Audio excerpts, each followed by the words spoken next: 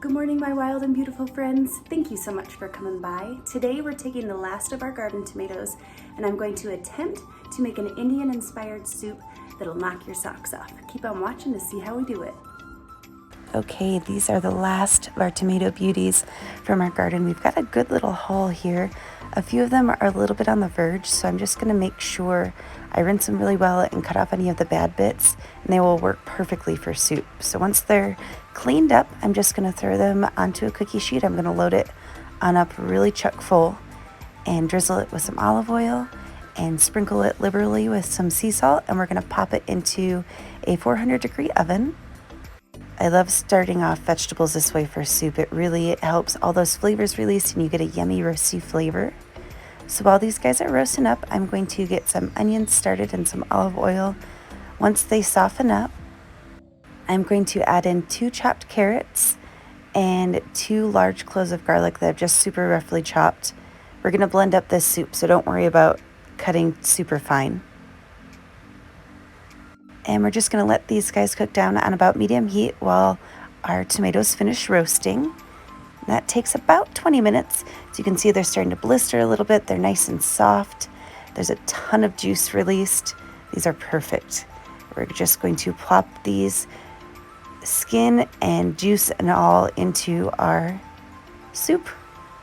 Okay, let's talk spices. I have got 2 tablespoons of garam masala, a tablespoon of roasted red pepper flakes, half a teaspoon of turmeric, half a teaspoon of ginger, 2 small bay leaves, and a half a cube of vegetable bouillon. I'm going to just toss that in our pot here. True to form, I used too small of a pot, so it's a little full, but we're going to make it work. I'm also adding a can of full-fat coconut milk.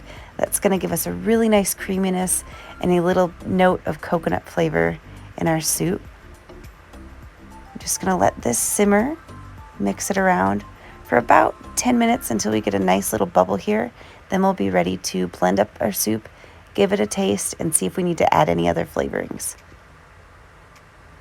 So if you have one of those stick immersion blenders, that works perfectly for something like this. If you don't though, you can do exactly what I did. I just used my Vitamix and blended in batches and then poured it back into the pot when it was done.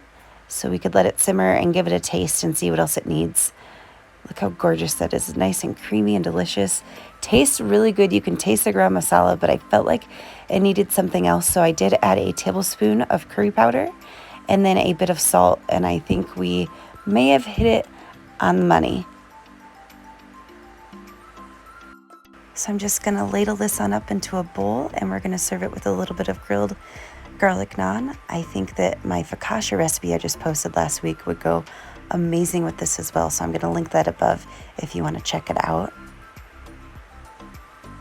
I've topped our soup with some fresh cilantro to brighten everything up and a bit of cracked black pepper, and we're going to give it a taste test. Okay guys, moment of truth. We've got our bowl of soup here, lots of fresh cilantro and ground pepper on top. Oh yeah. Now this is some fall comfort food. I think we did good. It's super creamy. You can taste that coconut a little bit. You definitely get that Indian inspired flavor. The cilantro brightens it up so well. Let's try a little bit of that naan with it.